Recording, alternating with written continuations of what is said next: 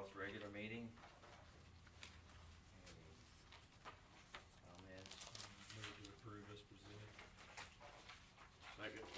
Have a motion and a second to approve the minutes from the November 12th regular meeting. All those in favor? Aye. Opposed? Looks like we did have one injury. Someone cut their finger. Little cut on their finger when throwing some stuff away. Okay.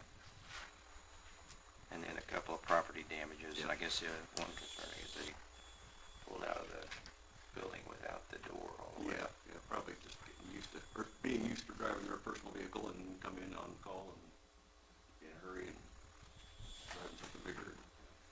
Any No, dam- no damage from the outside, it did knock it off the tracks and they put it back on tracks. I think there's a crease on the inside, but from the outside you can't really tell anything. Okay. Is this at the business office? No, here. Down here, okay. Thank you. All right, we'll move into reports. Grant, good morning. Morning, gentlemen. Morning. I do have a couple action items this morning. The first one being the replacement truck for truck 404. We opened bids on the 19th, we did get 7 bids. We should have a memorandum there. All bids are pretty competitive, so my recommendation at this time is a motion to accept the bid from Elmer Head Ford for a new 2026 Ford F-150 for a total price of $38,125.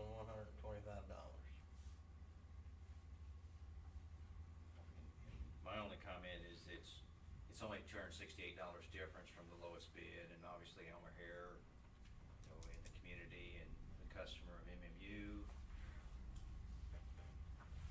So I would agree with your recommendation. Yeah, make a motion to accept the bid from O'Hara Ford for new 2026 Ford F-150 for a total price of $38,125.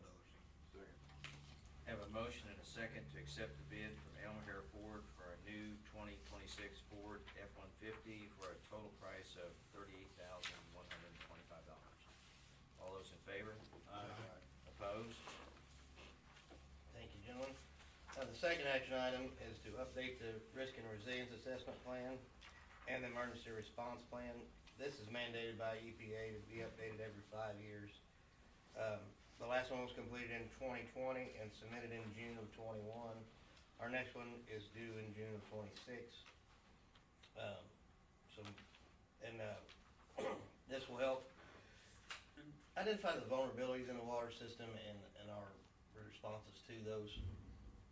So my recommendation this time, and there's a task order in there for that, is a motion to approve task order number 8 from Burns & McDonnell's Engineering Company to update MMU's risk and resilience assessment and emergency response plan for a cost of $33,000. The previous one was that Schaefer Klein Warren? McClure. McClure? Okay. Price was last time, just curious. I believe it's in the same ballpark. Okay. I wanna say it's closer to like 28, but I don't know for sure. Make a motion to approve task order number 8 from Burns & McDonnell Engineering Company to update MMU's risk and resilience assessment and emergency response plan for a cost of $33,000. Second. I have a motion and a second to approve task order number 8 from Burns & McDonnell Engineering Company to update MMU's risk and resilience assessment and emergency response plan for a cost of $33,000. All those in favor? Aye. Opposed? Thank you, gentlemen. As you see, in the packet, we've completed the Park Avenue installation. It has been flushed and disinfected and it is in service. The section that we had to install to get out of the cemetery is being chlorinated this morning. It's installed and being chlorinated, so we'll probably put it in service Monday or Tuesday when we return. We'll get samples back tomorrow. I'll be ready to be sampled tomorrow, so we'll probably wait till Monday to take those samples down. It'll just be disinfected longer. Other than that, I'd be happy to answer any questions. On what's in the cemetery that you're gonna have to take out, are you gonna have to take out any of those trees? It's next to those, most of it's 5 or 6 foot away. There's one piece that is like closer to 3 foot. But the initial one starting outside the fence, that pipe is pretty brittle and breaking up pretty easy. So I don't think we're gonna harm those trees any. Okay. It's coming out pretty good. The fence, we have to do anything with the fence? I think we can work around it. Okay, good, Oh, good. all right. It's like 200 feet, something like that. Like 250, 300 feet. Is Park Avenue back open then? No, it's not open. We're waiting on the municipal services to run a street sweeper Okay. because it left a film of dirt and this rain is pretty slick.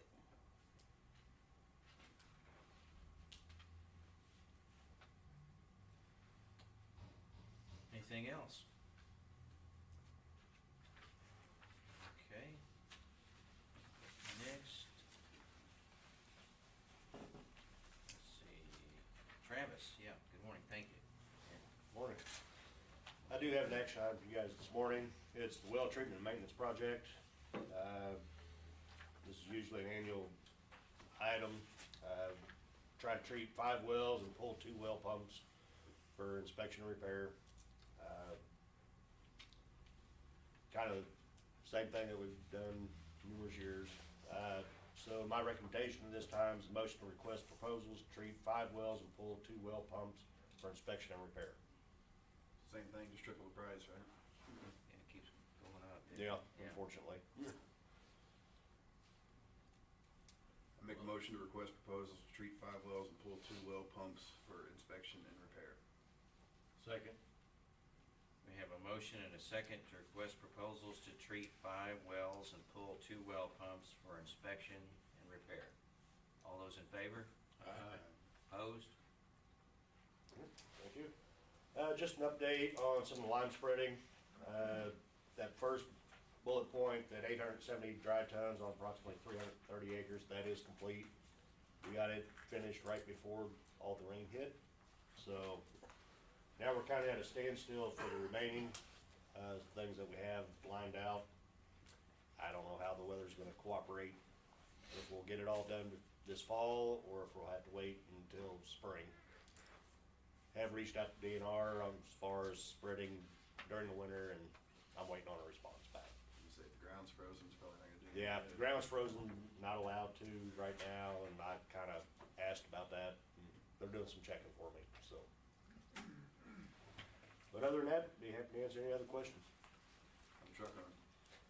Actually, it ran pretty good. Just knocks like hell. Well, yeah, just when it starts, yeah, but no, it spreads really well. We did find out on this next set of fields that we're doing, they want variable rate application. We did find out that the truck is capable, but it didn't have any of the software installed on it. So we did get the software, it's installed, and I don't know, we haven't had a chance to try it yet, so. What was the last thing, was it a turbo problem? Yeah, there's Yes. an issue with the turbo. Yeah, okay. And the drain lines, is that just updating, just? Yeah, repair? they were deteriorated. Some of them were almost completely plugged shut that we found. Others, they were corroded so bad they started leaking. And there were some of the old original drain lines. They were old cast. And yeah, they were shot. Did you have to cut concrete to get to them, or were they? No, they were They were all, overhead? all exposed. Yeah, okay. The ones that we had to replace. Those have been there a long time. Yes. Anything more for Travis? Thank you. Moving on, Jared, good morning. Morning. We do have an action item this morning for Unit 6 voltage regulator. We received the quote from Turbine Controls Consulting for the replacement of the regulator. The quote included the regulator, all necessary engineering and drawings for installation, startup and commissioning, on-site field service, travel, and per diem. They have blocked out a 10-hour day, 3 10-hour days to complete that with in-house assistance. Any extra time over the quoted 10-hour days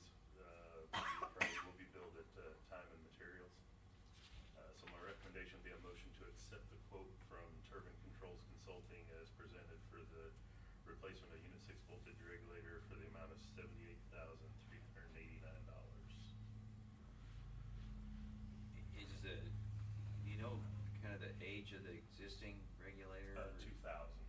Okay. It was put in. Okay. I make a motion to accept the quote from Turbine Controls Consulting as presented for the replacement of Unit 6 voltage regulator for the amount of $78,389. Second.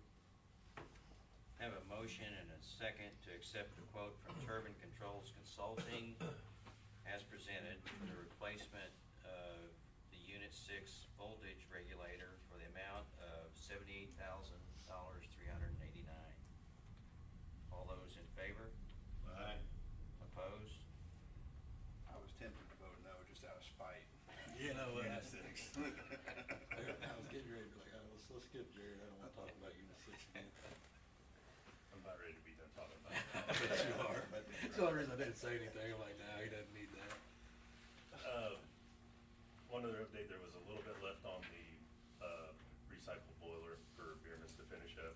I did speak to him this morning. They are supposed to be back first part of next week to finish that up. But it is in operation. It is not yet. It's not It is yet, okay. They had one more part they were waiting on, and it came in first part of this week, and he's hoping to get there first of next week to get it in. Because I think we've got some lows in the teens coming, don't we? We've kind of shut some water off out to the main part of the building, and we're gonna keep the bathroom closed up. There's an electric heater in there.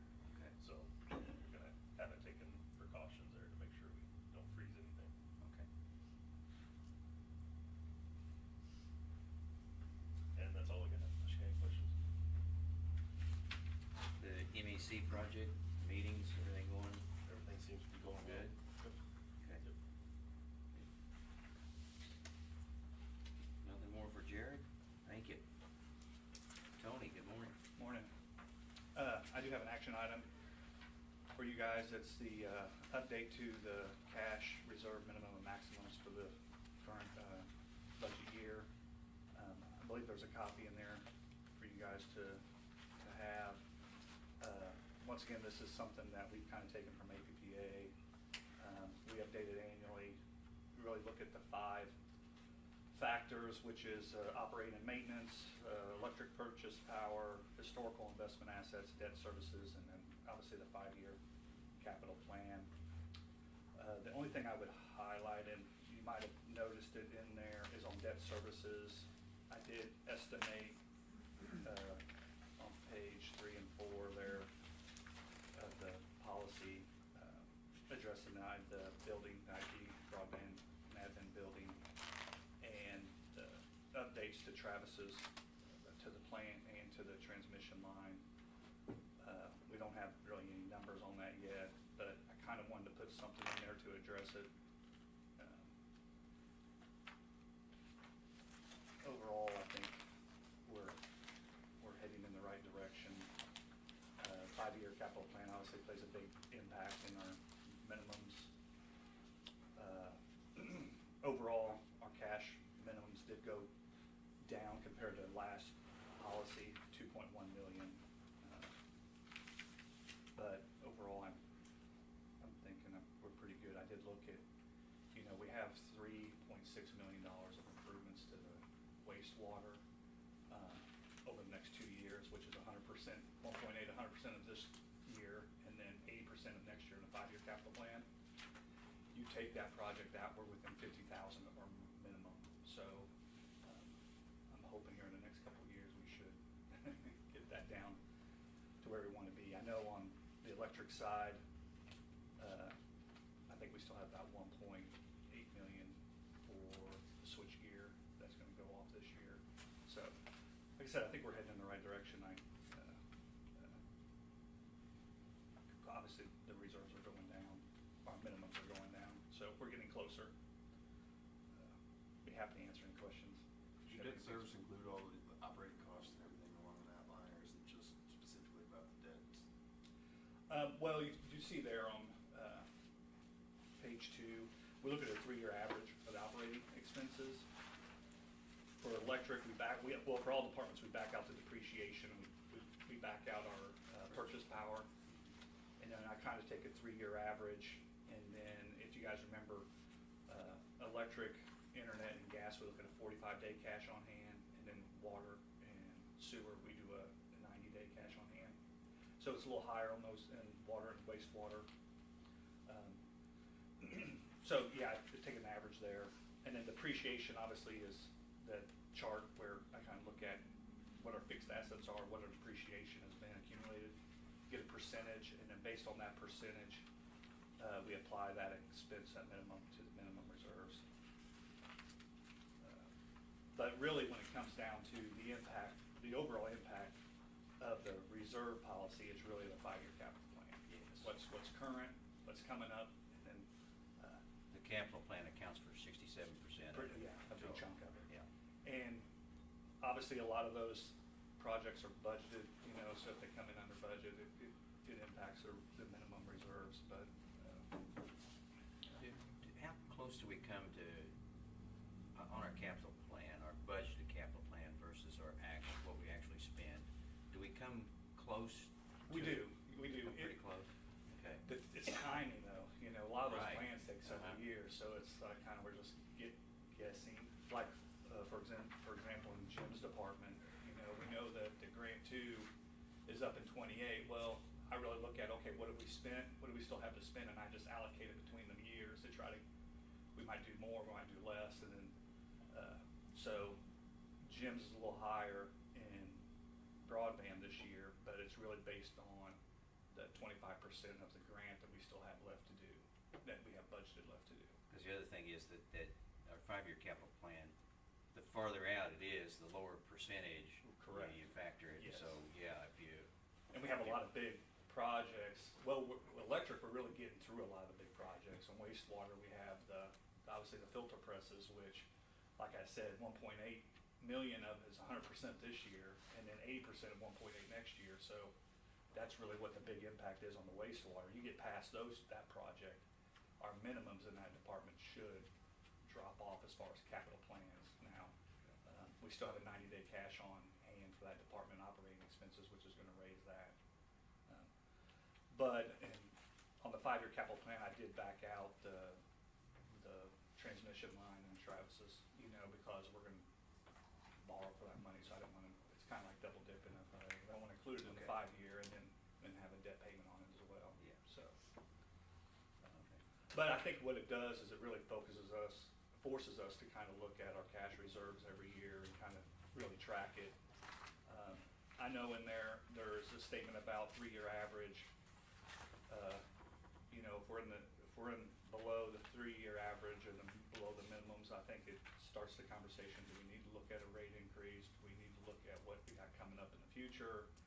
And we've kind of done that. You know, I think we do have a budgeted rate increase for the water, which was expected, but it's hard to get a solid number until we get some hard numbers and, you know, what that really looks like and what we're gonna have to borrow. Well, and then that 3-year rolling average, MMU Board shall take one or more actions, yeah. And not only rate, but maybe, you know, cost reductions and, yeah, there's. Maybe there's putting forward projects there. off, yeah, and I think we Yeah. do a good job of addressing that every year. But that's one thing that I kind of look at is like, okay, we're below 3 years now. Why is Okay. that? Is it our operating expenses are too high, they're going up, so does that require some kind of adjustment or rate increase, or is it just, well, we gotta get through these capital plan, you know, these projects that are coming up, so. Hey, is this our 3rd or 4th year, I think this we did cash reserve? 22, was it 22? Uh, I was wondering that when I I was think I looking just at it. come on the board, so. Was that 4 years. yeah, I think it's our 4th year, Okay. yeah. Okay. I was wondering that when I was sitting here, I was like, I think it was 22 when we implemented that, but I Yeah. feel like I'm look. I think that's right. I didn't know, maybe that first year I was on here, we didn't have it, but then, And we implemented so it it. may be 3rd, but, yeah, one of my favorite subjects and something we need to keep working on and, like, reach the minimum cash reserves. Yeah, and I think we're, you know, obviously in electric, we're getting closer every year to hitting that. You know, so we get past the switch gear, which is the majority of it is this year. It's it's gonna drop our reserve, minimum reserve requirement in electric by probably $1 million, so that's gonna get us even closer. So, So maybe in another year or two, it's something we need to take a hard look at. yeah, Yeah, yeah. okay. But obviously, if you guys have any other questions or any questions after this, I'd be more than happy to answer. There is a page, that last page there, I did break out the sewer main and I and kind of where we're at on that. I know we've talked about maybe using some of those funds in the future for Eric's plant down there. But you add those into those aren't included in the minimum reserve, so if you add those in, we're right on pretty much.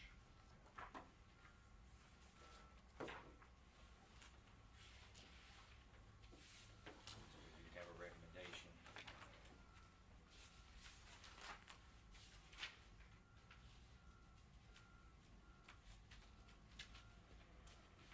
Make a recommendation. Yeah, please. Make a motion to approve the Marshall Municipal Utilities Cash Reserve Policy minimum and maximum reserve levels for the budget year 2025 and 2026. Second?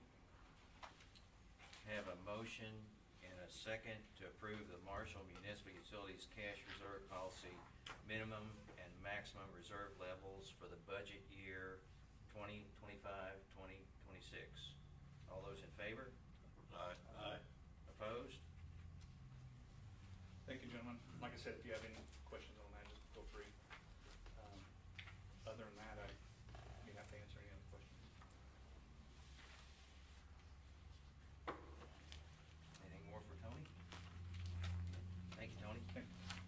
Doug, good morning. Good morning, gentlemen. Morning. Just a couple updates, the arc flash study, I did receive the second review, copy of that, so just looking through that to make sure they got all the updates and corrections and things in that. This should be finished up next week. The new Kubota RTV, just got a call yesterday, that thing will be delivered today. We'll take it. Other than that, I don't have anything else to add, unless you have any questions for me. Where's your overhead to underground gonna be next year? Just keep moving east along Sunrise Drive, north and south, 900, 1000, and 1100 block. Just keep moving east there, Potomac Hill subdivision. Christmas decorations, did that work out all right installing the new ones? Worked out well. Did it? A lot better, a lot faster. They look nice. Yeah. It's good. Good. Sounds like there's maybe some conversation about installing some of the older ones somewhere else now. There's time for somebody else. So we put our allotted time in it, haven't we? Yeah. Well, thank you for that. Thank you, crew, yeah. Anything more for Doug? Jim? Thank you, Doug. Good morning, Jim. Morning. We did finally get a quote on the repairs. It was only $400 and some. We don't have an ETA yet, but seems fairly cheap for as long as they've had it. We did order a spare first part last week. At that time, they said a 2-week lead time, so hopefully first part next week that'll be in, and we can get back to blowing some fiber in because we're way behind. Other than that, pretty much business as usual, answering questions if you got them. Took weeks to get you to $400. Yeah, I think the manufacturer sent it off to like a subcomponent manufacturer to figure out what the problem was, because they couldn't figure it out, so I guess the subcomponent people finally figured it out and just replaced a couple of small pieces, and hopefully it'll be back soon. I assume this thing's proprietary to them. Yeah, we can't put somebody else's on it, but yeah, Okay. so we bought the spare for $5,300, I think.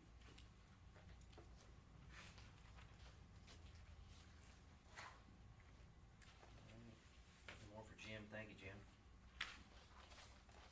Eric, good morning. Morning. Really nothing to add to what's in the packet, business as usual, but I'd be happy to answer any questions. Any word on the blower delivery? It's, as far as I can tell, it's still sitting in customs, haven't had a word on it. Okay.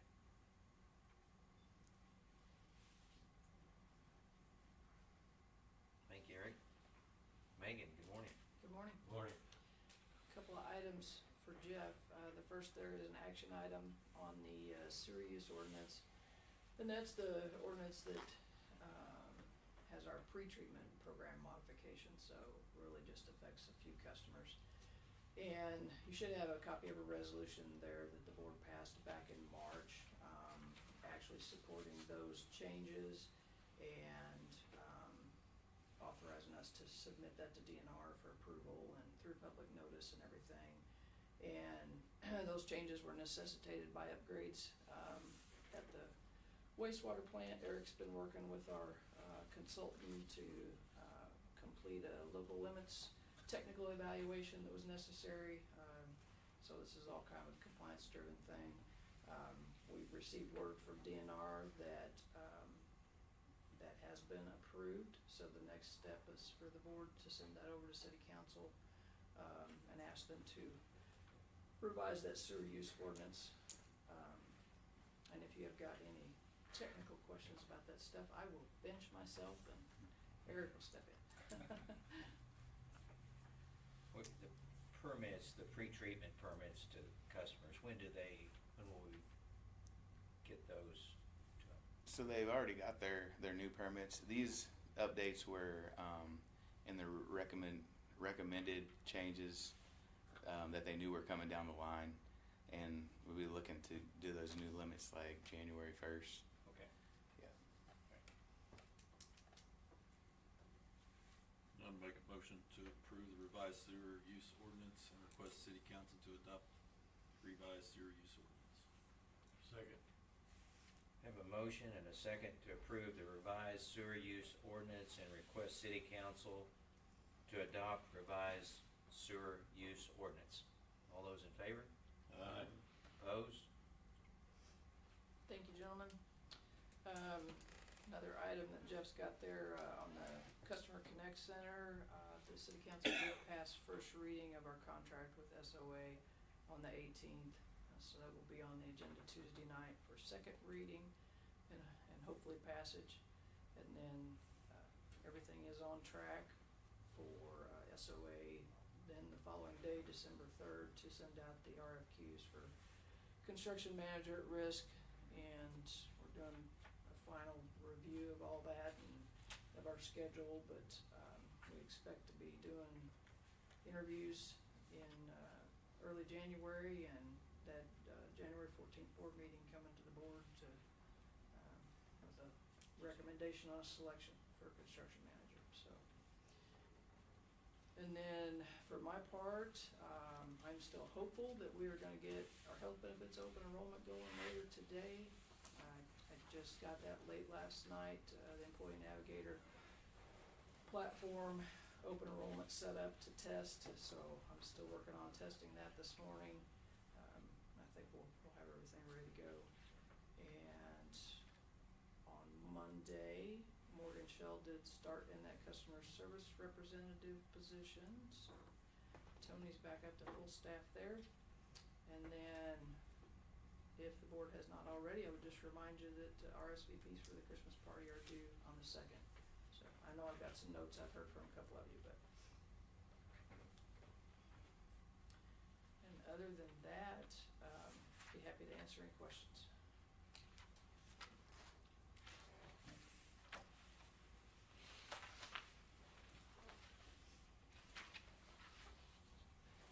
Nothing more. Megan, thank you. Thank you. Got our power bill.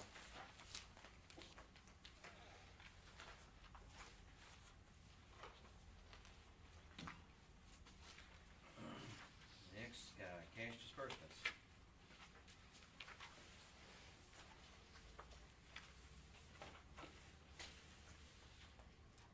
Just a couple Can things. it all be like this? Yeah. Hopefully all the big bills are Wrapping up for the year. for a while, hopefully. See what Unit 6 does. Yeah. Yeah. I move we approve cash disbursements before they change. Second. I say it. Have a motion and a second to approve the cash disbursements as presented. All those in favor? Aye. Opposed? Any other business? We do have one item, I this morning, so. I hope you got your speech ready, Jared. This, Sunday, the 30th, Jared will have been here for 25 years. All right. I have got here a letter from the board thanking you for your Thank you. dedication and hard work. Your part, Thank you. and your service. Thank you very much. Pleasure working with you, sir. Thank you. Appreciate it. Congratulations. Thank you. Yeah, halfway there. Kind of hoping a little more happy. Yeah. I hope so too. Just one more Unit 6 failure from walking. He's like, I'm done. Yeah. Only other thing I'll add is enjoy your time off, the holidays, and time with, yeah. Hopefully this Thanksgiving. weather lets you stay at home. Next board meeting is December the 10th, and I guess the Christmas dinner is December the 12th. I think I told you before, I won't be able to make that. but I'll be I'll be out of town. Okay. The 12th too. So if the 10th works for everyone, we'll proceed. I'll be here. Okay. Look at the rest of the schedule, I don't know. We're ready to adjourn. Well, we want to, I'm I sorry. move we recess for We're gonna go to 3 or 4 executive minutes. session. and then go into executive session. For personnel. Motion Yes, personnel.